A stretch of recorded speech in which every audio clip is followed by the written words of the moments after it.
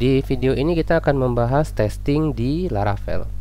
Yang pertama di sini tujuan kita membuat testing ini untuk memastikan semua fitur-fitur yang ada di aplikasi kita itu berjalan sesuai harapan. Kemudian kita tidak perlu melakukan hal yang sama terus-menerus ya. Misalnya kita coba simpan data siswa, kemudian input ubah data siswa, itu semuanya kalau ada error nanti diperbaiki satu-satu, dicek lagi satu-satu. Kita tidak perlu lakukan karena untuk ngecek semua fitur itu sudah dilakukan lewat kode program ya.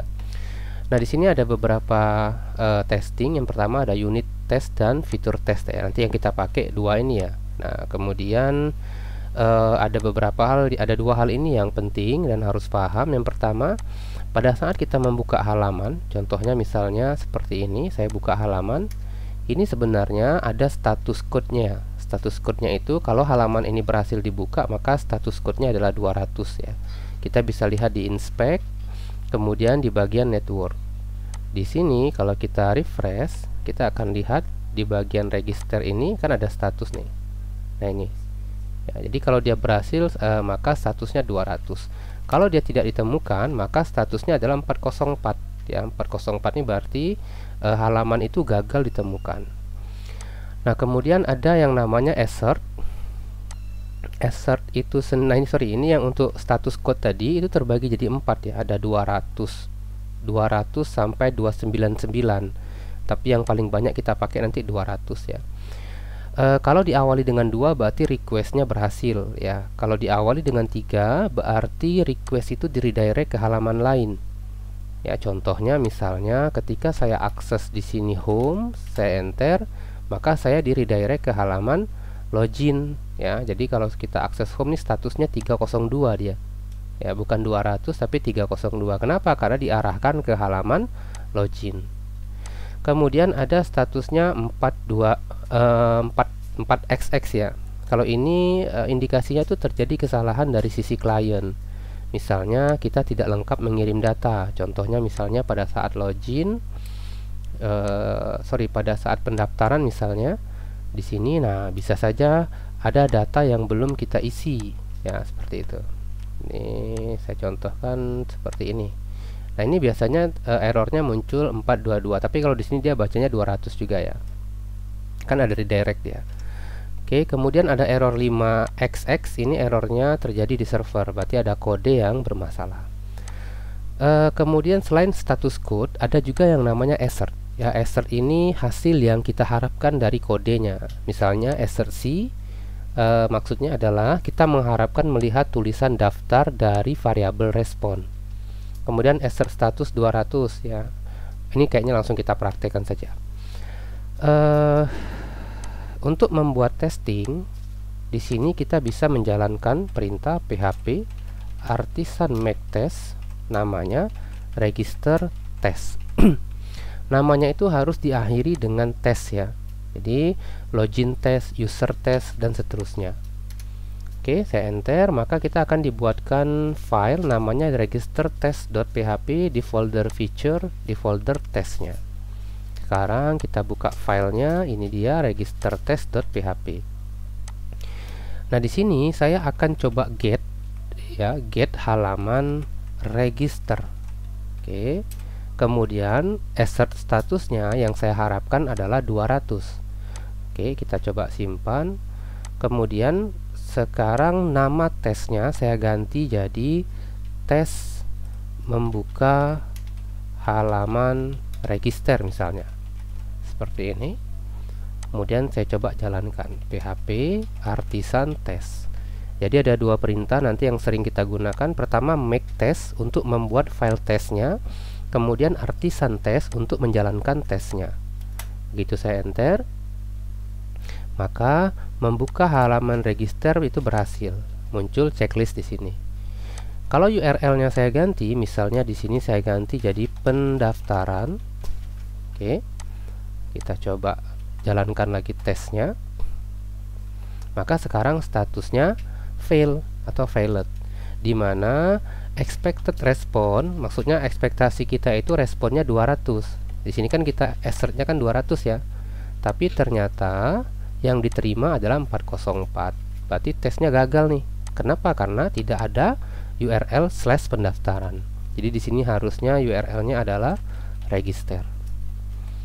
Ini contoh menggunakan assert status. Nah, saya juga bisa menggunakan assert C, misalnya assert C-nya ini misalnya saya tuh maunya ngelihat ada tulisan daftar misalnya. Oke, saya coba jalankan lagi tesnya. Pasti error dia, ya, tidak ada tulisan yang berisi daftar. Kenapa? Karena di halaman register page itu memang tidak ada tulisan daftar di sini ya, yang ada register, password ya. Nah, ini saya ganti jadi register seperti ini. Kita coba lagi. Oke, sekarang dia udah berhasil. Jadi halaman ini dipastikan berhasil di load atau berhasil diakses. Kemudian di halaman ini terdapat tulisan register seperti itu. Ini kita baru melakukan testing untuk tampil halamannya. Nanti testing kedua kita bisa coba lakukan pendaftaran ya. Jadi saya buat lagi misalnya di sini function public test proses daftar misalnya. Seperti ini. Nah, untuk proses daftar di sini kita siapkan dulu datanya. Data pendaftaran. Data pendaftarannya ada name-nya misalnya Budi. Kemudian ada emailnya budi@gmail.com. Kemudian ada passwordnya misalnya kita buat admin saja biar gampang. Lalu terakhir ada password confirmation. Ini data untuk yang dikirim ke registernya. Baru kemudian kita akses URL-nya. Respon sama dengan dispose/register. Kemudian apa yang kita harapkan? Yang kita harapkan adalah kita di redirect ke halaman home ya. 302 itu kan redirect ya. Nah, kemudian ada perintah assert redirect home. Maksudnya adalah assert status ini kan kita diarahkan ke halaman lain, yaitu di redirect ke halaman home. Oke, sekarang saya coba lagi jalankan tesnya. Oke, ini udah berhasil, membuka halaman register berhasil, proses daftar berhasil. Kalau kita lihat di database kita, harusnya sudah ada di sini satu akunnya tadi. Passwordnya sudah dienkripsi ya. Oke, ini contoh membuat testing yang sederhana ya. Jadi pertama kita tes membuka halamannya, kemudian yang kedua kita tes untuk proses daftarnya. Oke, nanti kita akan lanjutkan lagi ini di pembahasan berikutnya untuk melakukan testing login ya. Videonya saya cukupkan dulu, silakan dicoba. Oke, berikutnya tes register ini saya ganti namanya ya. Jadi pertama tes membuka halaman register, kemudian tes register berhasil. Nah, tes register berhasil ini kalau kita coba sekali lagi, dia akan error ya, karena tidak boleh ada email yang sama. Kan di database kita kalau kita cek itu emailnya kan sudah ada ya atas nama Budi. Jadi kalau kita jalankan tes terus-menerus, datanya akan numpuk-numpuk nih di tabel ini. Misalnya kita pakai email yang lain lagi, misalnya kita pakai Budi 1, Budi 2 dan seterusnya, maka datanya kan akan numpuk-numpuk di sini ya, dan kita pun akan repot harus ganti-ganti email setiap kali mau lakukan testing. Nah, maka dari itu di Laravel ada fitur namanya ada thread namanya refresh database.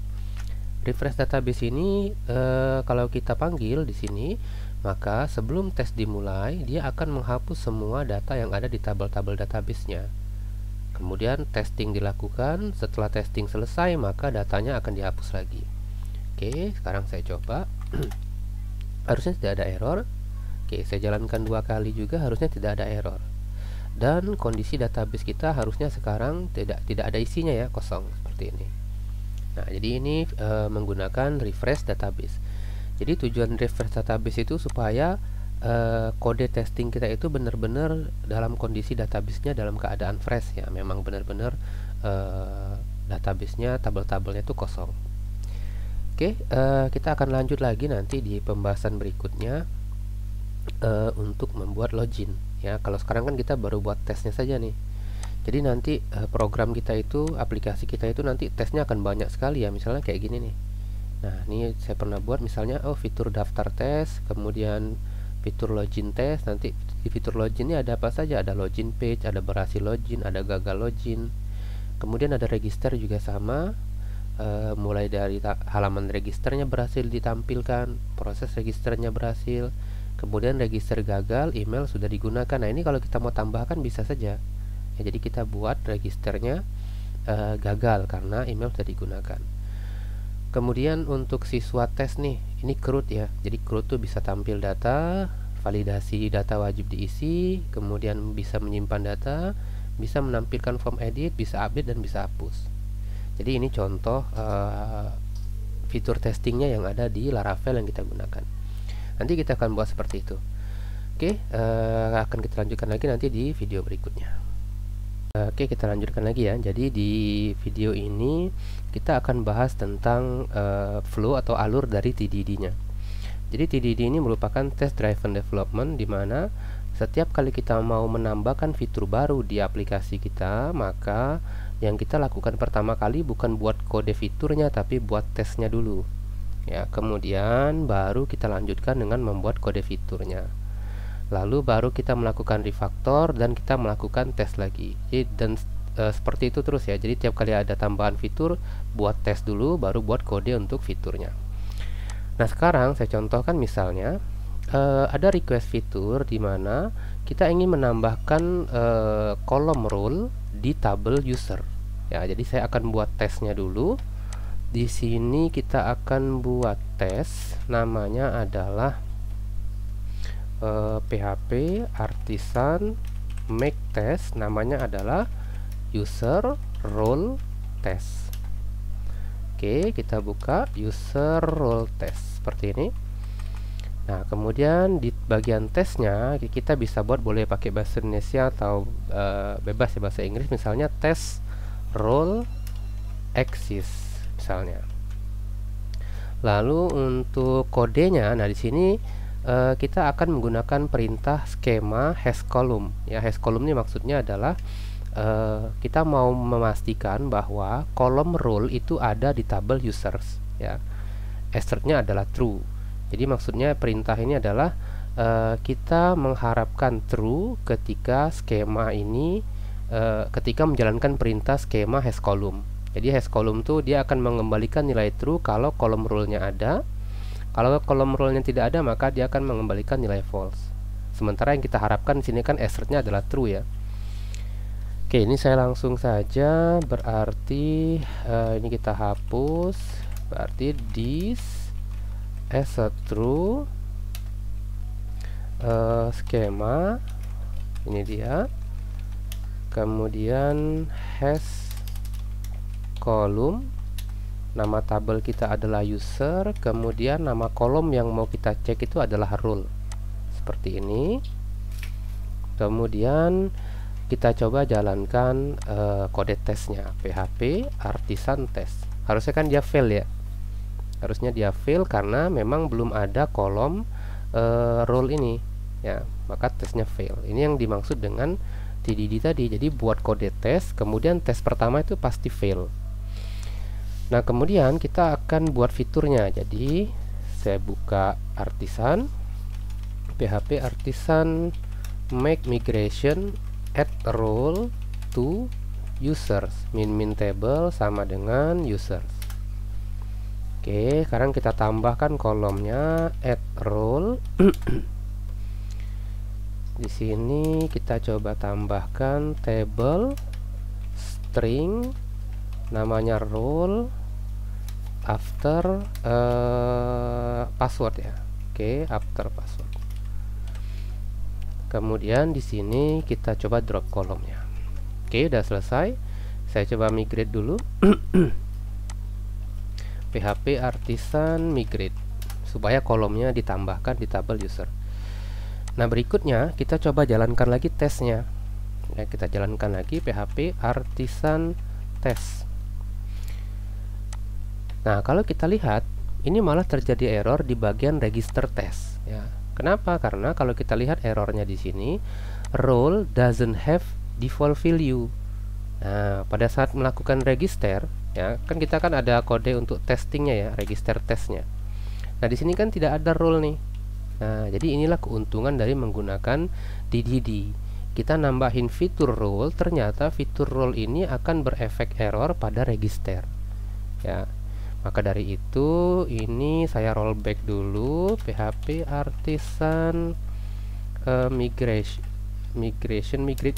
PHP artisan migrate rollback min step sama dengan 1. Oke. Errornya itu kenapa? Karena pada saat mau disimpan data registernya, role ini tidak ada nilai default. Nah, maka di sini saya kasih dia nilai default. Defaultnya adalah peserta. Oke, kita migrate lagi PHP artisan migrate. Oke, kalau sudah kita jalankan lagi tesnya. Harusnya sekarang tesnya sudah pas semua. Oke. Jadi itu adalah keuntungan dari menggunakan testing ya. Jadi dengan testing, ketika kita menambahkan fitur role, kita jadi tahu bahwa fitur role ini kalau tidak ditambahkan default value-nya, maka dia akan bermasalah di fitur register kita. Ya, kalau sekarang kan semuanya udah pas nih. Ya. Oke, berikutnya kita akan buat lagi nanti untuk menambahkan fitur, misalnya nanti kita tambahin fitur login ya, fitur login ini. Oke, akan kita buat nanti di video berikutnya. Oke, kita lanjutkan lagi. Di video ini kita akan membuat fitur untuk login admin ya. Kalau sebelumnya kan kita sudah ada role ya. Jadi role-nya ada dua, ada admin, ada peserta. Nah, di sini kita mau buat login untuk admin. Fitur ini detailnya seperti ini ya. Jadi kita buat halaman yang ada email dan passwordnya untuk login. Kemudian jika user login sebagai admin, maka arahkan ke URL /admin/beranda. Kemudian selain dari itu arahkan ke halaman login ya. Jadi kalau misalnya loginnya bukan sebagai admin, maka arahkan lagi dia ke halaman login. Oke, kita akan buat tesnya terlebih dahulu. Di sini saya akan buat namanya adalah login test ya. PHP artisan make test, nama tesnya adalah login admin test misalnya. Oke. Kemudian kita buka filenya login admin test. Nah, di sini URL-nya adalah /login. Kemudian assertnya, nah assertnya ini sebenarnya kita bisa buat assert yang lebih detail lagi. Saya contohkan misalnya seperti ini ya, assert C. Oke, jadi misalnya dari respon ini kan kita mengakses halaman login ya. Nah, ketika kita mengakses halaman login, kita itu berharap setelah halamannya berhasil di load, berhasil di requestnya berhasil, kemudian kita berharap ada tulisan assert C, maksudnya dia itu melihat tulisan namanya adalah login. Oke. Nah, kemudian kalau kita jalankan, oke, ini kita namakan dulu tesnya adalah namanya itu login page ya, login page. Oke, misalnya. Oke, kita jalankan tesnya dulu, PHP artisan tes. Harusnya dia berhasil untuk yang login page. Oke. Nah, kalau kita lihat di aplikasi kita, login page itu kan bagian penting dari login page itu adalah dia harus ada input yang name-nya adalah email, kemudian input yang name-nya adalah password, lalu ada tombol login-nya atau input submit-nya. Nah, ini bagian penting dari halaman login, karena kalau tidak ada input email ini, maka halaman login ini tidak akan berfungsi. Nah, maka dari itu kita bisa menambahkan tesnya menggunakan assert C. Jadi assert C ini dia melihat ya tulisan name sama dengan email di responnya. Ini kita kasih false biar bisa biar dia dalam bentuk HTML ya. Oke, ini saya langsung saja sebentar, kita copy. Jadi yang kita harapkan itu setelah melihat tulisan login, maka dia melihat tulisan name sama dengan email, kemudian name sama dengan password. lalu tipe sama dengan submit. Tipe sama dengan submit. Udah, kemudian kita coba eksekusi lagi. Harusnya ini berhasil. Nah, sekarang saya contohkan nih, misalnya di login.plate, misalnya name-nya kita tidak pakai, misalnya kita ganti halaman login nih, kita modif-modif, ternyata name-nya kita ganti jadi username. Ya, harusnya kan dia email ya. Nah, misalnya kita lupa nih, maka ketika kita menjalankan tes, harusnya dia error. Ya, dia error. Kenapa? Tidak ada yang kontennya name sama dengan email. Nah, jadi kita bisa tahu nih, dari proses testing ini kita bisa tahu bahwa ternyata ada yang bermasalah, yaitu di bagian login admin test. Masalahnya apa? Masalahnya kita lihat di sini tidak ada yang berisi name sama dengan email. Atau di sini nih dia liatin ke baris ke 19. Udah, tinggal kita cek, oh kita perbaiki. Jadi itu salah satu fungsi dari testingnya. Jadi kita boleh modif-modif ini semua, dan wajib ada input name email, kemudian input name password. Kita juga bisa ini ya, misalnya kita mau lihat ada metode, ini juga sama, boleh saja. Oke. Jadi ini untuk proses login page-nya. Untuk testing yang pertama, harusnya sekarang posisinya sudah pas tes. Oke, berikutnya kita akan coba lagi untuk login sebagai admin. Ya, untuk login sebagai admin, maka di sini kita akan buat function baru, atau di copy saja. Ini saya hapus dulu. Namanya adalah tes login admin, oke misalnya. Nah, untuk melakukan login tentu kan kita harus ada akun terlebih dahulu. Ya, di database kita tuh harus ada akun dulu. Maka di sini kita buat akun dulu pertama kali. Oke, kita buat akun dulu menggunakan saya ketik saja, misalnya user sama dengan app model user create, lalu kita buat di sini mulai dari name-nya adalah admin, kemudian emailnya admin@admin.com misalnya, lalu passwordnya bcrypt 1 saja. Jadi ini proses membuat akun, karena kan sebelum login harusnya ada akun dulu. Nah, setelah itu baru kita coba loginnya. Kita kasih role-nya dulu ya. Nah, ini kita kasih role dulu, user role sama dengan admin. Ini salah saya. Ini kita menggunakan gini aja. Oke. Baru kemudian kita save usernya. Oke, jadi ini kita buat user nih, perintah ini untuk membuat user dengan role admin. Nah, setelah usernya dibuat, baru kita coba login dengan akun user ini, ya. Jadi kita tes loginnya nih. Nah, di sini kita menggunakan post ya, karena kalau get itu kan dia cuma meminta halaman saja. Sekarang kita mau ngirim data, respon sama dengan this post. Kemudian yang di postnya URL-nya adalah /login, lalu kurang tutupnya. Oke, yang dikirim email itu admin@admin.com. Kemudian passwordnya 1. Nah, kalau misalnya loginnya, ini kan login nih, apa sih harapan kita kalau loginnya berhasil? Tadi ya, responnya assert statusnya 302, kita berharap dia di redirect.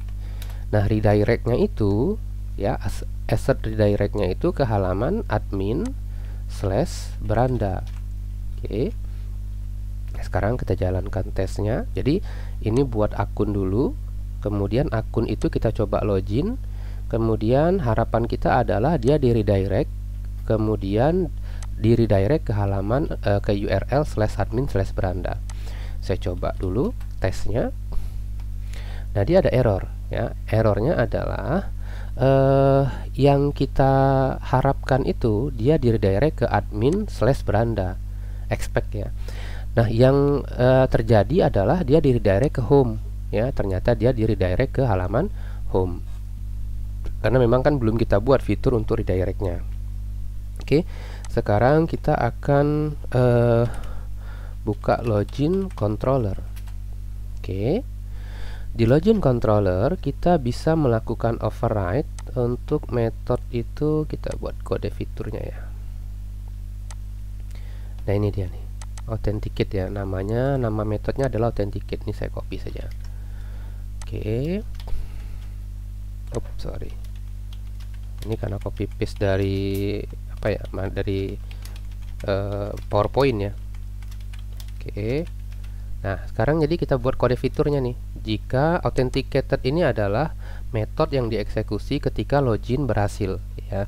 Nah, kalau loginnya berhasil, kita cek rule-nya. Kalau rule-nya admin, kita redirect dia ke admin/beranda. Selain dari itu, kita redirect dia ke halaman login. Oke, sekarang kita coba jalankan tesnya. Harapannya adalah pas semua. Oke, sekarang tesnya sudah pas. Jadi login admin sudah oke. Kemudian saya mau buat satu tes lagi, login tapi role-nya itu sembarangan. Misalnya role-nya bukan admin lah ya, operator misalnya, sembarangan saja, OP atau unknown saja saya buat. Oke. Assert-nya itu 302 tapi bukan ke halaman beranda, karena kalau login gagal dia di redirect ke halaman login lagi ya. Tes login gagal. Oke, nama tesnya adalah tes login gagal. Sorry, ini kita gunakan refresh database ya. Jangan lupa gunakan refresh database supaya yang disimpan nanti dihapus ya. Data yang nanti lihat di video sebelumnya ya, karena kita ada bahas tentang refresh database. Oke, seperti ini. Jadi login gagal ini dia rule-nya adalah unknown ya. Kemudian dia coba login, kita coba jalankan tesnya lagi.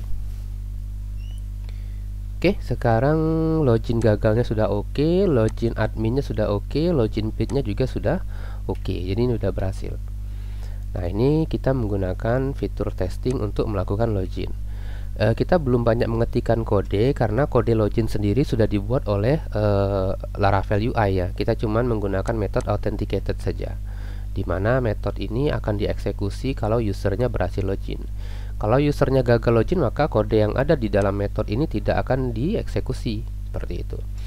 Nah, untuk loginnya sendiri kita buat untuk testing loginnya ya, kita buat tiga testing. Pertama, memastikan bahwa page login itu oke, yaitu dia berisi name, email, name, password, dan ada tombol tipenya submit.